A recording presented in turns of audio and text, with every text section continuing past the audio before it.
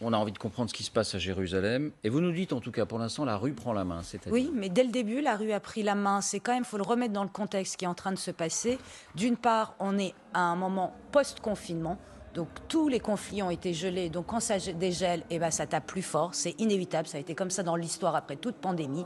Ça pète, voilà. Et ça s'inscrit dans le mois du Ramadan qui a commencé le 12 avril et depuis quelques années, sous pression des islamistes, est un mois de djihad, de révolte, d'attaque. Donc tout a commencé, là vous voyez des images pendant que je vous parle de ce qui se passe sur l'esplanade des mosquées ou le mont du Temple pour les Juifs. Tout a commencé, je vais montrer cette image qui est assez impressionnante, le 15 avril, donc 3 jours après le début du Ramadan, qui a été postée sur TikTok. C'est venu de la rue, voilà, une scène dans le tramway à Jérusalem. Vous voyez deux Juifs religieux assis.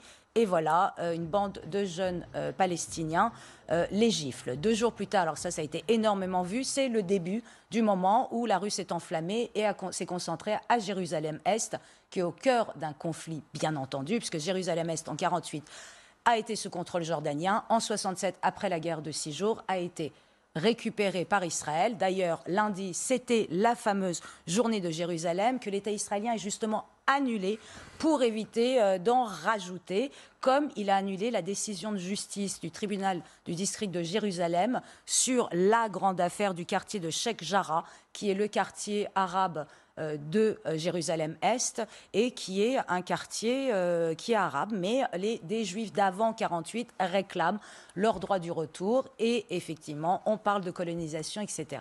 Ce qui se passe, là vous voyez le quartier de Sheikh Jarrah avec toutes les manifestations, 10 familles ont déjà été expulsées depuis 2008, 70 sont en attente.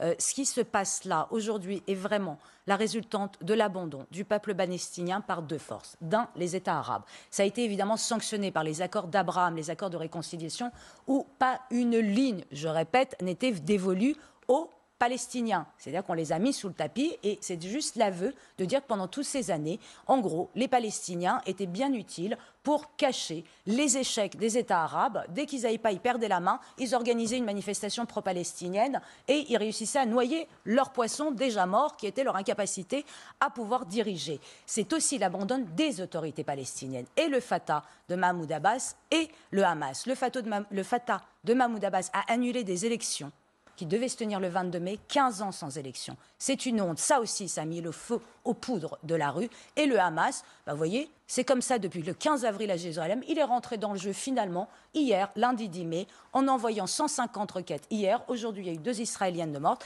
Et voilà, qu'est-ce qu'ils font le Hamas pendant ce temps-là? Ils attendent qu'une chose, c'est que tous les mois, des valises de 30 millions de dollars arrivent des Émirats arabes unis jusque dans la bande de Gaza et qu'ils essayent de tout mettre dans leurs proches qui débordent déjà de leur corruption, mais endémique.